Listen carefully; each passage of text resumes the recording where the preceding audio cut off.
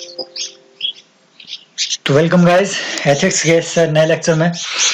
आज हम ethics and human interface जो कि हमारा पहला चैप्टर है यूपीएससी के सिलेबस के हिसाब से, जो पहले नंबर पे जो चीज आती है उसका लास्ट लेक्चर हम डिस्कस कर रहे हैं, एथिक्स एंड ह्यूमन इंटरफेस। हमने यूपीएससी का सिलेबस भी पहले डिस्कस कर लिया हुआ था, तो आई होप आपको सिलेबस क्लियर है। तो ये बात भी क्लियर होगी कि क्यों हम ये पहले चैप्टर के लास्ट लेक्चर की बात कर रहे हैं। तो ethical dilemmas in our daily life, कि हम अपने डेली लाइफ में कैसे कैसे एथिकल डायलेमाज जो है अपनी लाइफ में देखते हैं। डायलेमा मतलब एक ऐसी सिचुएशन में पड़ना जहां पर कोई भी decision, no decision would be unambiguously right or unambiguously wrong.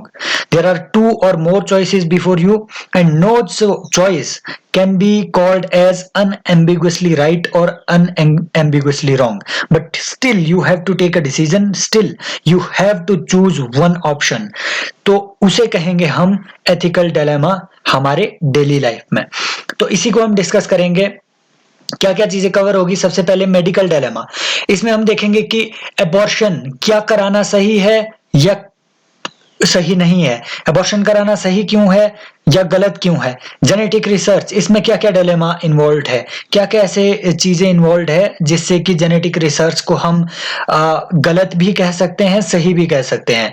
Euthanasia debate, euthanasia मतलब अगर कोई आदमी बहुत ही ज्यादा कहीं पे मतलब मरने की स्थिति में है, उसके वापिस आने की कोई उम्मीदें नहीं है, ये बात तय है कि उसका मरना तय है, तो उस आदमी को अगर वो चाहता है कि अपनी इच्छा से वो मरे, सुसाइड टाइप अगर वो करे, तो उसे वो सुसाइड क्यों ना करने दिया जाए। तो इंडिया में सुसाइड, उस तरीके के सुसाइड, यूथेनेशिया से रिलेटेड क्या लीगल प्रोविजंस है और सुसाइड से रिलेटेड इंडिया में क्या लीगल प्रोविजंस हैं और क्या क्या इसमें डायलेमा इन्वॉल्व है, और किस तरीके से अगर आपको ऐसी केस स्टडी दी जाए तो किस तरीके से आप उसको हैंडल करेंगे, ये सारी चीजें इसमें कवर होंगी।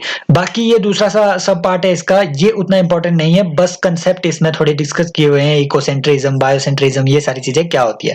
तो जल्दी से डिस्कस करेंगे और लंबा नहीं रखेंगे लेक्चर को, ताकि ये पूरा कोर्स थोड़ा जल्दी कंप्लीट हो जाए, अदरवाइज ऐसे काफी लंबा जा रहा है ये कोर्स। सबसे पहले मेडिकल डायलेमा।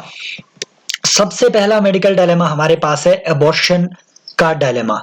एबॉर्शन बहुत ज्यादा होता है, पूरी दुनिया में होता है, और यूजुअली अनविलिंग जो चाइल्ड अनविलिंग जो चाइल्ड होते हैं, जो कि सेक्सुअल इंटरकोर्स के बाद लोगों की जो अनविलिंग प्रेगनेंसी हो जाती है, उससे छुटकारा पाने के लिए एबॉर्शन करवाया जाता है, आप सभी को पता होगा।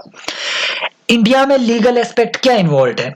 इंडिया में एक लॉ है एबॉर्शन से डील करता हुआ, medical termination of pregnancy act.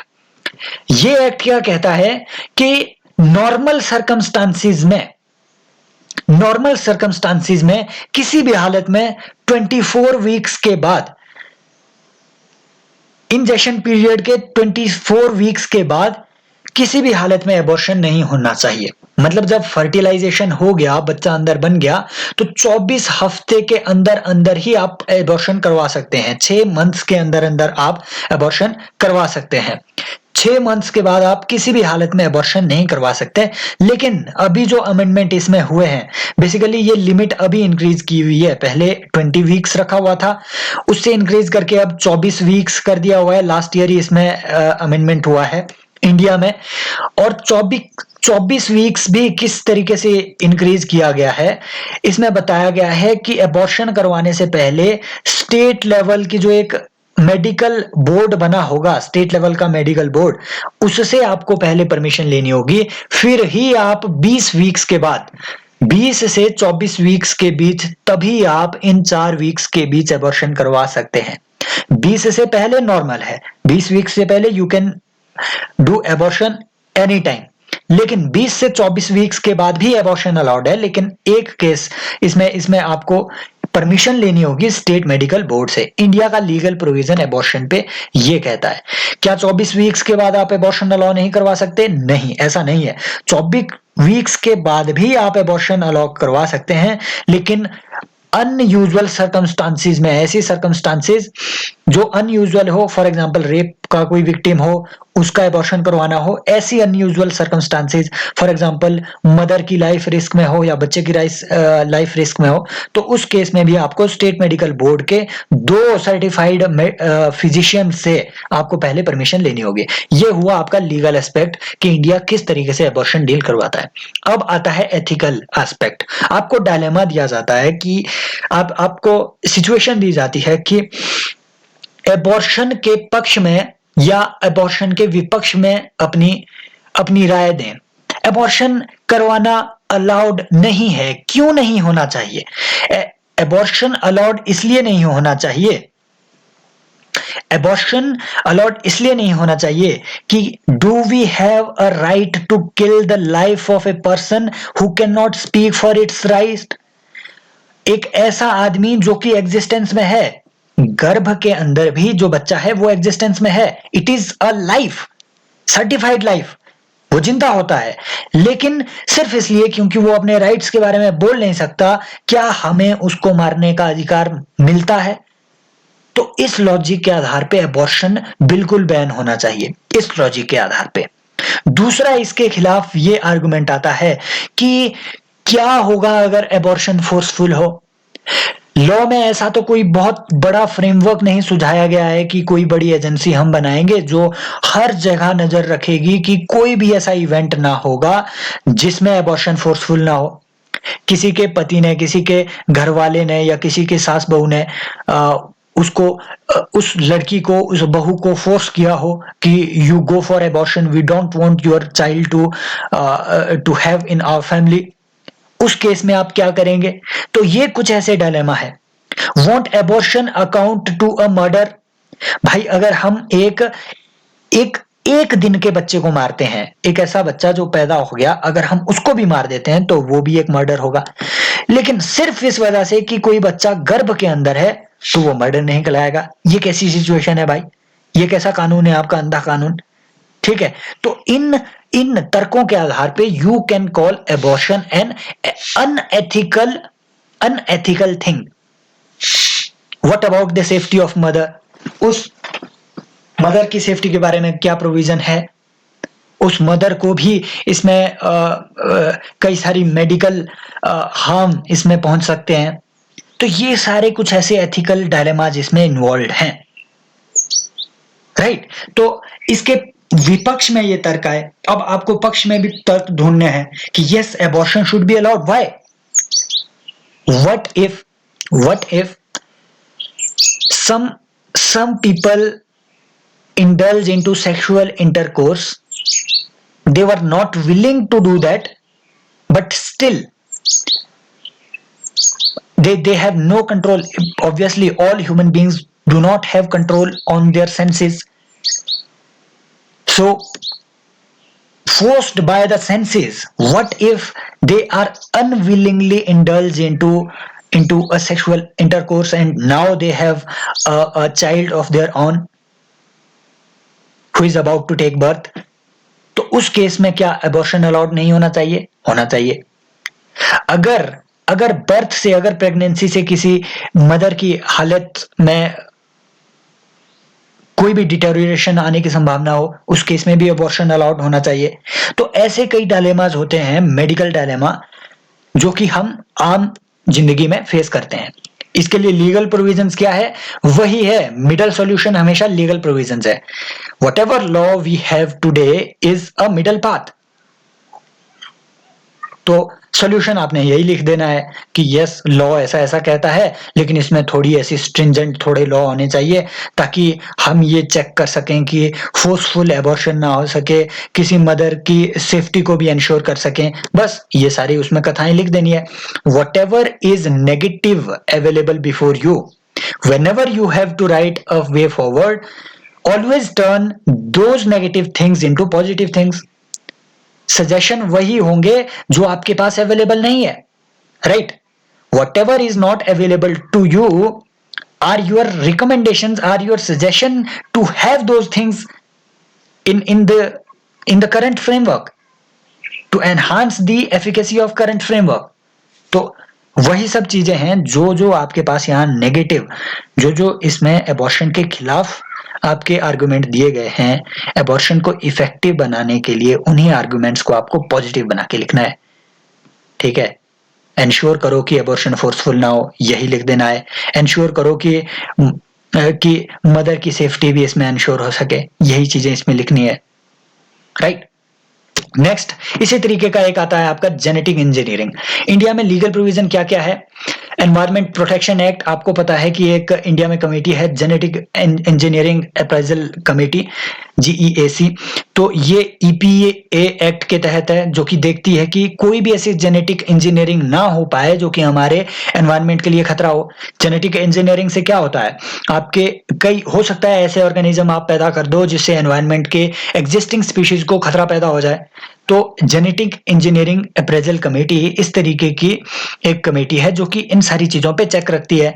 फिर आपके पास है बायोडाइवर्सिटी एक्ट, ये भी इस बात पे ध्यान देता है कि जेनेटिक इंजीनियरिंग की वजह से किसी भी अवेलेबल हमारी बायोडाइवर्सिटी पे कोई हार्म ना हो सके। फिर सीड्स एक्ट है, ये रेगुलेट करता है आपके सीड्स को कि इंडिया में सीड्स कैसे प्रोड्यूस होंगे, कितनी मात्रा में सीड्स में म्यूटेशन आप अलाउ कर सकते हैं। ठीक है, तो सीड्स एक्ट के तहत ही आपकी जो अलाउड फसल है, सीड्स एक्ट के तहत ही सीड्स रेगुलेशन बनाई जाती है, और उन्हीं रेगुलेशंस के तहत आपकी एकमात्र commercial cultivable GM crop in India is BT cotton. ठीक है, फिर आता है आपका ड्रग्स एंड कॉस्मेटिक्स एक्ट। ये चीजें सारी चीजें जेनेटिक इंजीनियरिंग को डील करती है इंडिया में, अगर आपको लीगल प्रोविजन लिखने हो अपने एथिक्स के पेपर में। एथिकल डायलेमा इसमें क्या क्या है कि what if research gets leaked and it is accessed by the people with wrong intentions. मान लो आप जेनेटिक इंजीनियरिंग कर रहे थे कोरोना वायरस का एक सीक्वल बनाने के लिए, मतलब कोरोना वायरस को ही एनहांस, इसकी कैपेसिटी को एनहांस करके एक और खतरनाक वायरस बनाने की आप रिसर्च कर रहे थे, सिर्फ इसलिए ताकि आप उस वायरस के एग्जिस्टेंस में, नेचुरल एग्जिस्टेंस में आने से पहले आप उसके लिए ड्रग बना दें। अब किस वायरस के लिए हम ड्रग बना रहे हैं ये जानने के लिए वायरस का होना तो जरूरी है। अब वायरस नेचुरली भी बन सकता है म्यूटेशन से, आप आर्टिफिशियली भी क्रिएट कर सकते हो आर्टिफिशियल म्यूटेशन से, जेनेटिक इंजीनियरिंग से। तो अगर आप कोई ऐसी इंजीनियरिंग कर रहे हो और वो वायरस किन्हीं टेररिस्ट के हाथ लग गया, रॉन्ग इंटेंशंस वाले लोगों के हाथ लग गया, टेररिस्ट के हाथ लग गया, उन्होंने तो बीमारी फैला देनी है। So this is the ethical dilemma involved related to security of genetic engineering. अगला क्या होता है कि is it ethical to alter the natural growth of genetic development, कि भाई नेचर का अपना एक सिस्टम है, हम we are adaptable animals, all animals are adaptable, वो एडेप्टिंग एनिमल्स है और नेचर की चेंजिंग कंडीशंस के अनुसार ही हम एडेप्ट करेंगे। अगर आप कोई किसी एनिमल में ऐसे चेंजेस ला दोगे अभी जो कि नेचुरली एक्सपेक्टेड है कि उसमें 400 साल बाद आए, क्योंकि उन चेंजेस के अकॉर्डिंग जो नेचुरल सिचुएशंस है, कंडीशंस है, वो 400 साल बाद ही बनेंगे, लेकिन आपने वो चेंजेस अभी ला दिए। हो सकता है इसका एडवर्स इंपैक्ट ही हो जाए उस आदमी पे, उस ऑर्गेनिज्म पे, और वो ऑर्गेनिज्म ही एक्सटिंक्ट कर जाए। क्यों? क्योंकि आपने जेनेटिक चेंजेस उसमें ऐसे ला दिए जो कि अभी के हिसाब से नॉर्मल नहीं कहे जा सकते हैं।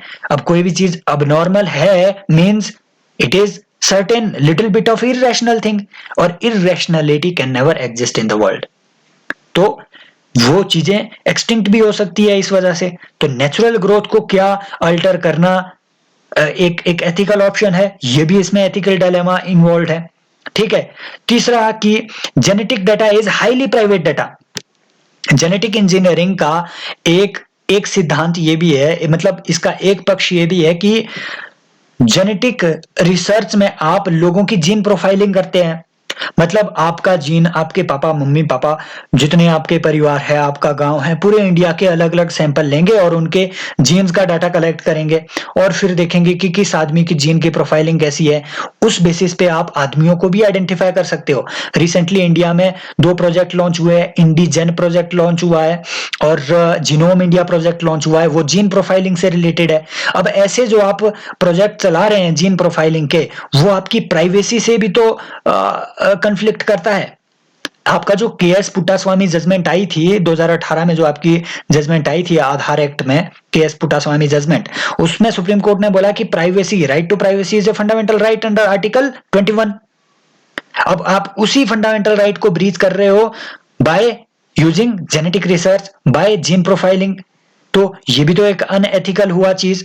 और व्हाट इफ गवर्नमेंट और the authority handling over one private data misuses the data.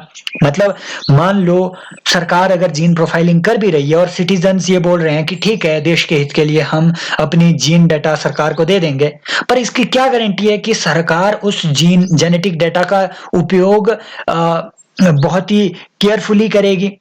हो सकता है उस जेनेटिक डेटा का उपयोग सरकार ऐसे करे जैसे चाइनीज अथॉरिटीज कर रही है, अपने ही लोगों के खिलाफ उनके फेशियल रिकॉग्निशन टेक्निक का यूज वो कर रहे हैं उइगुर के खिलाफ जिनजियांग प्रोविंस में।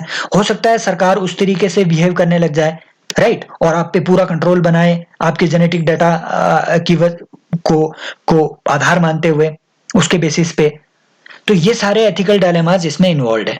बाकी अगर ऐसा एथिकल डायलेमा आपको क्वेश्चन में आया, कोई ऐसा क्वेश्चन आया कि genetic engineering involves many ethical questions that needs to be addressed at policy level as well as at legal levels, substantiate with और आर्गुमेंट्स, अगर ऐसा क्वेश्चन आपके लिए आया, मान लीजिए यूपीएससी ने दिया, तो आपने क्या लिखना है? पहले तो यही लिखना है कि एथिकल डायलेमा क्या क्या इन्वॉल्व है, ये सारे लिख दिए। अब इसमें पूछा था, जो मैंने अभी क्वेश्चन लिखा कि they need to be addressed as soon as possible, These issues need to be addressed as soon as possible। तो उसमें आपने लिखना कि इन इश्यूज को एड्रेस कैसे कर सकते हैं। फिर मैंने वही आपको बताया, जो आपके पास नेगेटिव है उसी की ही पॉजिटिव स्टेटमेंट बना दो, उसी की अगेंस्ट स्टेटमेंट बता दो। यहां है कि रिसर्च लीक हो सकती है, ये तो डायलेमा है। अब आपने अगर सजेशन देना है, बोलो कि ऐसे प्रोविजन किए जाने चाहिए जिससे रिसर्च लीक ना हो सके, कम से कम इसके चांसेस हो, ठीक है। जैसे यहाँ पे यहाँ है प्राइवेसी ऑफ डाटा का इशू, तो आप लिख सकते हैं कि जेनेटिक इंजीनियरिंग के जो ये रिलेटेड एक्ट है, जैसे एनवायरनमेंट प्रोटेक्शन एक्ट हो गया, या फिर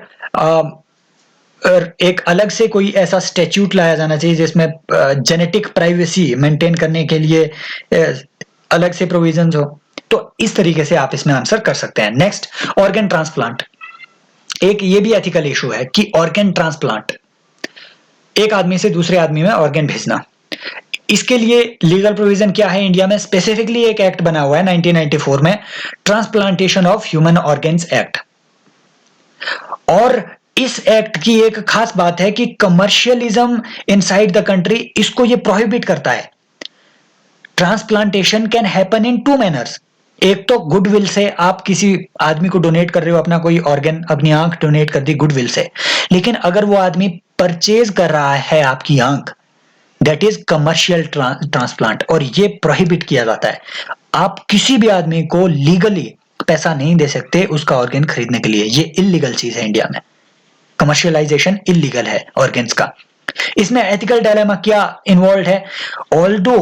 ऑल्दो एथिकली किसी आदमी की हेल्प करना, अगर वो जिंदा रह सके आपके ऑर्गन्स के बेसिस पे, एथिकली वो कुछ हद तक सही होंगे, पर फिर भी इसमें डायलेमा इन्वॉल्व है। क्या इन्वॉल्व है कि is it ethical to risk one life for saving another life, कि भाई एक आदमी को रिस्क में डाल के दूसरे को बचाना, क्या ये एथिकल है? दूसरा, आप बचा भी कैसे लोगों को रहे हो? यूजुअली रिच लोगों को, rich people can easily use their money power to buy organs easily. Won't it create organ inequality? क्या होता है कि रिच पीपल, भले ही आपके यहां पे लीगली ये प्रोहिबिट कर दिया हो कमर्शियलाइजेशन, फिर भी जो रिच लोग हैं वो बैक चैनल्स के थ्रू, क्योंकि एक्ट तो हमेशा खड़ा नहीं होगा दरवाजे पे आपके, देख रहा होगा कि यहाँ पैसा मिल रहा है या नहीं मिल रहा है, एक्ट तो खड़ा नहीं होगा, खड़ी तो एजेंसी होगी, और एजेंसी होती है आदमियों की, उनको खरीदा जा सकता है, राइट। हर कंडीशंस में इंसान की लालच हर जगह उठाती है। तो जो रिच पीपल है वो इलीगली भी बाय कर सकते हैं, लेकिन पुअर तो नहीं कर सकते। इससे एक अलग तरीके की इनइक्वालिटी हो जाएगी। क्या? ऑर्गन इनइक्वालिटी कंट्री में आ जाएगी, ठीक है। क्या ये एथिकल है ऐसी इनइक्वालिटी बनाना? ये भी एक डायलेमा है। It may lead to human trafficking also.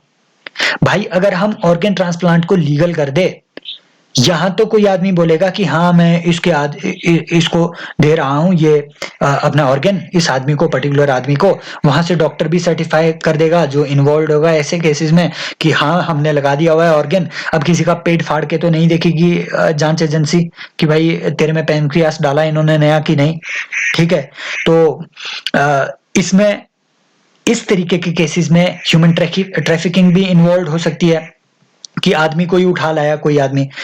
ये ऑर्गन ट्रैफिकिंग तो हमने डिस्कस कर लिया कि इलीगली ऑर्गन ट्रैफिकिंग हो सकती है, ह्यूमन ट्रैफिकिंग भी हो सकती है। मान लो हमने लीगल बना दिया, तो अगर किसी रिच आदमी को चाहिए होगा, पेनक्रियास चाहिए होगा, तो वो क्या करेगा, अपना कोई एजेंट भेजेगा, पैसा उसको खुद खिलाएगा, जाएगा वो अफ्रीका में, वहां से किसी को उठा लाएगा, उनके परिवार को पैसा दे देगा और आदमी को उठा लाएगा, बोलो पेनक्रियास दे, मेरे पेट में डालना है, बस ह्यूमन ट्रैफिकिंग इससे बढ़ जाएगी। तो ये हुए नेगेटिव्स। पर क्या इन वजहों से हमें पूरे तरीके से अब ऑर्गन ट्रांसप्लांटेशन को ही बंद कर देना है? नहीं, उनको भी तो हेल्प करना है जिनके ऑर्गन्स खराब है, जो एक्चुअल में नीड में है। तो एक मिडल पाथ क्या हुआ, जो बुद्ध का मार्ग है, मध्य मार्ग, वो यही हुआ कि transplantation of human organs act में जो जो प्रोविजन दिए हुए हैं, कमर्शियलाइजेशन इसका बंद होना चाहिए और इसका इफेक्टिव इंप्लीमेंटेशन होना चाहिए, वगैरह वगैरह वगैरह। बस ऐसे ही आपने क्वेश्चन को एड्रेस करना है, बिल्कुल वही अप्रोच जैसे मैंने पहले बताया। Next, euthanasia debate. ये एक बहुत महत्वपूर्ण डिबेट है, यूथनेशिया। देखो यूथनेशिया क्या होता है?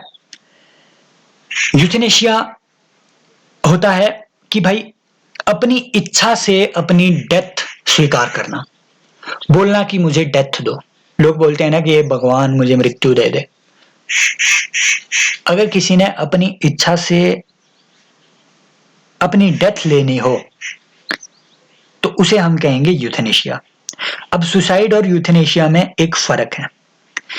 फर्क यह है कि यूथनेशिया को हम तब कंसीडर करेंगे जब कोई आदमी एक्सट्रीमली पेनफुल कंडीशन में हो और उस पेन को फाइनली अवॉइड करने के लिए वो अपनी डेथ चाहता हो।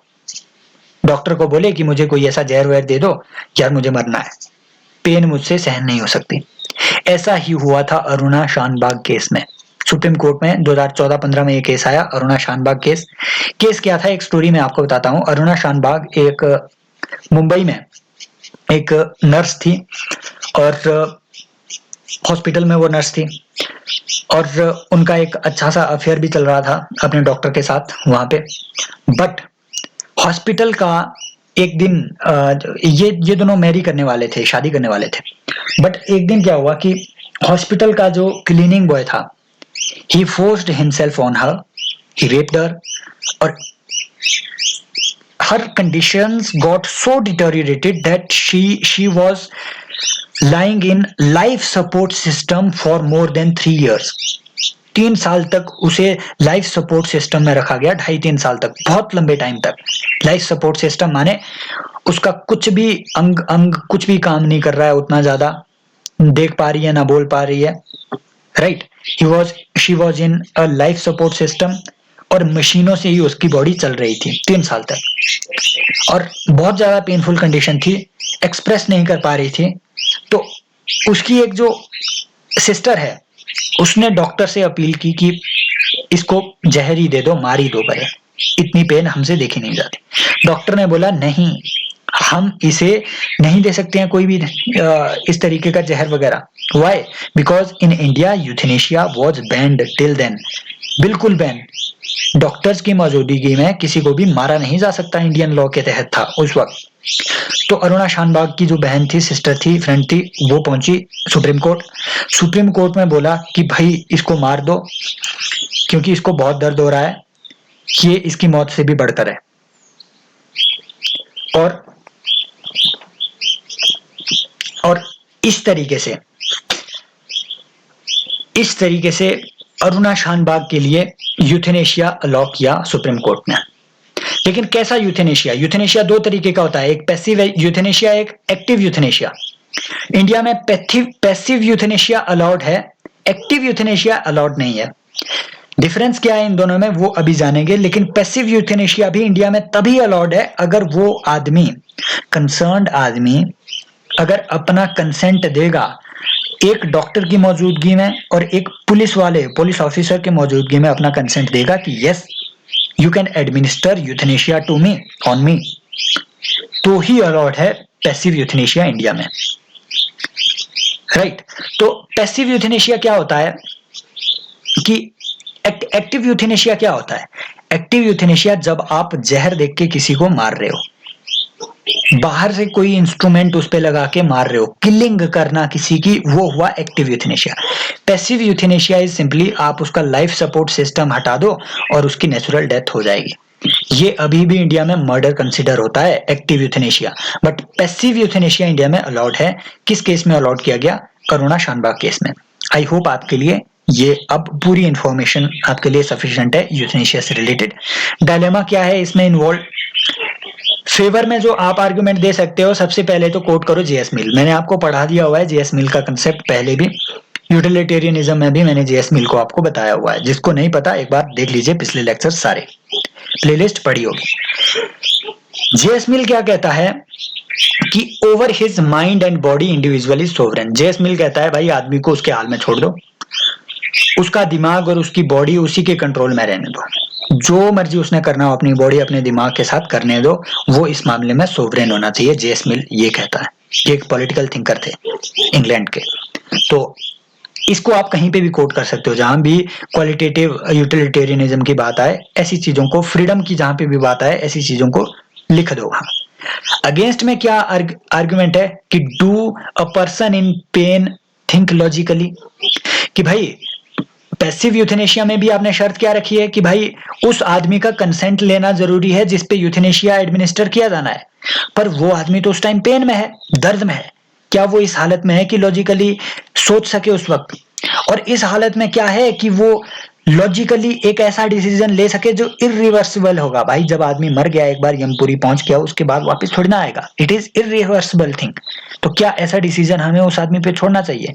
It is a argument against. बस यही आपको लिखना है। सिमिलर आपको यहाँ सुसाइड में भी यही चीज है। पक्ष में कहना हो तो जेएस मिल कोट कर देना, नेगेटिव में कहना हो तो लिखना कि भाई सुसाइड आदमी क्यों कमिट करता है? जब किसी स्ट्रेस की सिचुएशन में हो। अब ऐसा आदमी जो स्ट्रेस की सिचुएशन में है, क्या लॉजिकल डिसीजन ले पाएगा?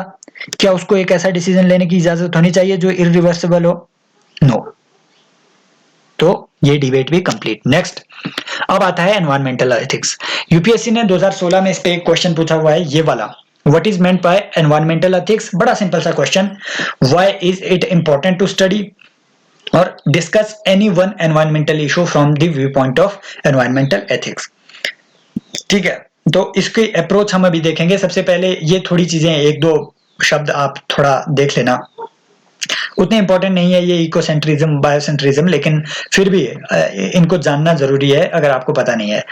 वर्ड्स को समझना बड़ा इजी है। इकोसेंट्रिज्म माने इकोलॉजी के सेंट्रिक, मतलब वो चीजें एथिकल, इकोसेंट्रिज्म के अनुसार वो सारी चीजें एथिकल मानी जाएगी, वो सारी चीजें एथिकल मानी जाएगी जो इकोलॉजी को सस्टेन करती हो,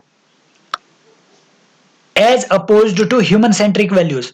वो सारी वैल्यूज जो इकोलॉजी को सस्टेन करने की बात करती हो, वो सारी चीजें एथिकल मानी जाएगी। मतलब अगर इकोसेंट्रिज्म के अनुसार, इकोसेंट्रिस्ट आदमी के अनुसार अगर आप बोलो कि इकोलॉजी को बचाने के लिए हमें इंसानों को मारना है, तो वो हाँ कर देगा, हाँ भाई मार दो। क्यों? क्योंकि वो इकोसेंट्रिक आदमी है। वो बोलता है इकोलॉजी को बचाने के लिए अगर आपको इंसानों को भी मारना पड़े, मार दो।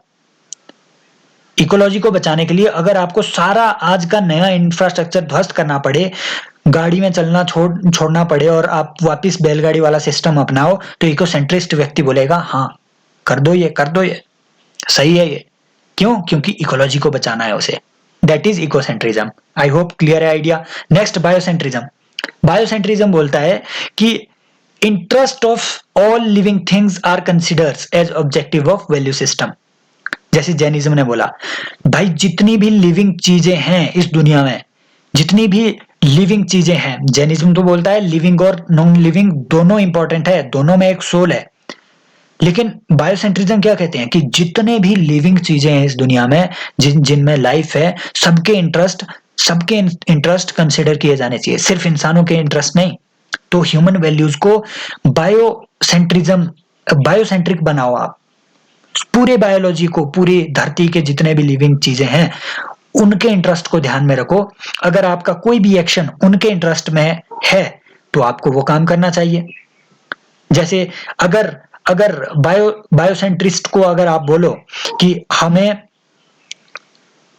जितना हमारा एग्रीकल्चर का अभी फील्ड है हमें अपने आप को उतना ही रिस्ट्रिक्ट करना है, इसके बाद एक भी ऐसा हमने आगे अपने आप को एक्सपेंड नहीं करना है, क्योंकि उससे आपके पेड़ पौधे कटेंगे, बायोलॉजी के खिलाफ है वो। तो बायोसेंट्रिस्ट बोलेगा हाँ, भले ही आपको आर्थिक तौर पे इसमें नुकसान उठाना पड़े, भले ही बड़े सारे लोग गरीबी की में धंस जाएं इस वजह से एग्रीकल्चर को रिस्ट्रिक्ट करके, लेकिन फिर भी बायोसेंट्रिस्ट आदमी बोलेगा कि हाँ ये बात ठीक है। क्यों? क्योंकि बायोलॉजी को सपोर्ट करता है ये चीज, बायोसेंट्रिज्म। एंथ्रोपोसेंट्रिज्म बेसिकली जो ह्यूमन इंटरेस्ट पे फोकस्ड हो, भाई इंसानों के लिए जो बढ़िया है वो बढ़िया है, ठीक है कर दो। इंसानों के लिए आप दुनिया के सारे जंगल काट दो, अगर इंसानों के इंटरेस्ट में है काट दो, एंथ्रोपोसेंट्रिज्म। ठीक है। नेक्स्ट कंजर्वेशन एथिक्स, ये बोलता है कि चीजों को हमने कंजर्व करना है। Whatever we have inherited, जो जो चीजें हमें मिली हुई है अपने पूर्वजों से उनको कंजर्व करना है। जरूरी नहीं है आप उनको एनहांस करो, लेकिन कम से कम उनको कंजर्व करो। तो जो जो आपके ह्यूमन एक्शंस ऐसे हैं जो हमारी इनहेरिटेड चीजों को कंजर्व करने की मंशा रखते हैं, वो सारे आपके काम एथिकल काम होंगे। Right, conservation ethics. आपको जितना भी जंगल मिला हुआ है अपने पूर्वजों से, अगर आप उसको कंजर्व करने के लिए कोई भी काम कर रहे हो तो नो मैटर उसके इकोनॉमिक इम्पैक्ट क्या क्या होंगे, फिर भी वो कंजर्वेशन एथिक्स के हिसाब से सही होंगे। Why? Because it is conserving the inherited things. Next, environmental racism. ये एक ऐसा कंसेप्ट है जैसे जैसे यूरोप जो है ना, वो अफ्रीका के देशों में अपना पूरा जो भी उनका उनका कचरा है, वेस्ट है, वो अफ्रीका में बहुत ज्यादा डंपिंग वहां पे करते हैं। नाइजीरिया जैसे जो कंट्रीज हैं, जाम्बिया वगैरह आपने देखा होगा, तो उन सारी कंट्रीज में यूरोप से पूरा कचरा आता है। ये एक एनवायरमेंटल रेसिज्म है। क्यों? क्योंकि यूरोप मानता है हम सुपीरियर रेस है, हमारे यहाँ तो गंदगी होनी ही नहीं चाहिए। अब गंदगी को दूर करने की एक इकोनॉमिक कॉस्ट भी है, उस कॉस्ट को अवॉइड करने के लिए वो क्या करते हैं, अफ्रीका में भेज दो, क्योंकि उनके दिमाग में एक इमेज बनी हुई है कि African people are dirty people, they can live with कचरा, इसलिए वो अफ्रीका में भेज रहे हैं अपने कचरे को। ये एक एनवायरमेंटल रेसिज्म है। आई होप आपको ये सारी टर्म्स क्लियर है। Imagine you're on dilemmas for these issues. आपने अपनी लाइफ में इन सारी चीजों पे जो जो डायलेमा फेस किए हुए हैं इनको इमेजिन करो और लिखो उनको, और यूपीएससी इस पे क्वेश्चन बना सकती है। इस क्वेश्चन को आपको कैसे एड्रेस करना था, एनवायरमेंटल एथिक्स को सबसे पहले कोट करना था कि क्या है एनवायरमेंटल एथिक्स, डिफाइन करना था एनवायरमेंटल एथिक्स क्या है। वो एथिकल वैल्यूज जो आपके एनवायरमेंट से डील करती हो, उसके कंजर्वेशन से डील करती हो, सारी एनवायरमेंटल एथिक्स कहेंगे। Why is it important to study, 3-4 कारण उसमें बता देने थे कि भाई इसको स्टडी करने से हम एनवायरनमेंट की कंजर्वेशन करना लोगों को सिखा सकते हैं, इसको स्टडी करके हम एक एथिकल ग्राउंड प्रोवाइड कर सकते हैं एनवायरमेंटल मूवमेंट को, इसको स्टडी करके हम अपने जितनी भी बायोलॉजी है उसको सस्टेन करने में अपना योगदान दे सकते हैं। बाकी कुछ नए ऐसे ग्राउंड हम खोज सकते हैं, एथिकल ग्राउंड हम खोज सकते हैं, जिनके बेसिस पे हम इकोनॉमिक कॉस्ट ऑफ एनवायरमेंटलिज्म को जस्टिफाई कर सके। इसलिए ये सारी चीजें स्टडी करना इंपॉर्टेंट है। Next, discuss any environmental issue from the viewpoint of environmental ethics. कोई भी इशू आप डिस्कस कर लो जिसमें डायलेमा आपको दिखे। फॉर एग्जांपल जो हमारा कार्बन रिडक्शन का इशू है, कार्बन एमिशन रिडक्शन का इशू है, आप उसको इसमें डिस्कस कर दो। एथिकल डायलेमा इसमें क्या क्या आएंगे कि क्या डेवलप्ड और डेवलपिंग कंट्रीज को दोनों को एक समान रूप से भागीदारी अपनी देनी है, ठीक है? क्या डेवलप्ड और डेवलपिंग कंट्रीज को दोनों को एक समान इकोनॉमिक कॉस्ट इसकी बियर करनी है? तो आपने इसमें पक्ष में और विपक्ष में अपना आंसर देना है। विपक्ष में क्या होगा कि because developed countries are larger emitters, historically they have emitted larger part of emissions, so they should bear more cost. Why? Because they have more wealth. तो इस तरीके से आप किसी भी इस तरीके के एथिकल इशू को इसमें डिस्कस कर सकते थे। आई होप आइडिया क्लियर है। बाकी नेक्स्ट लेक्चर्स में मिलेंगे, शेयर कीजिए इन लेक्चर्स को। आई होप ये सारे लेक्चर्स आपके लिए यूजफुल साबित होते होंगे। थैंक यू सो मच, बाकी मिलते हैं। सब्सक्राइब कीजिए चैनल को।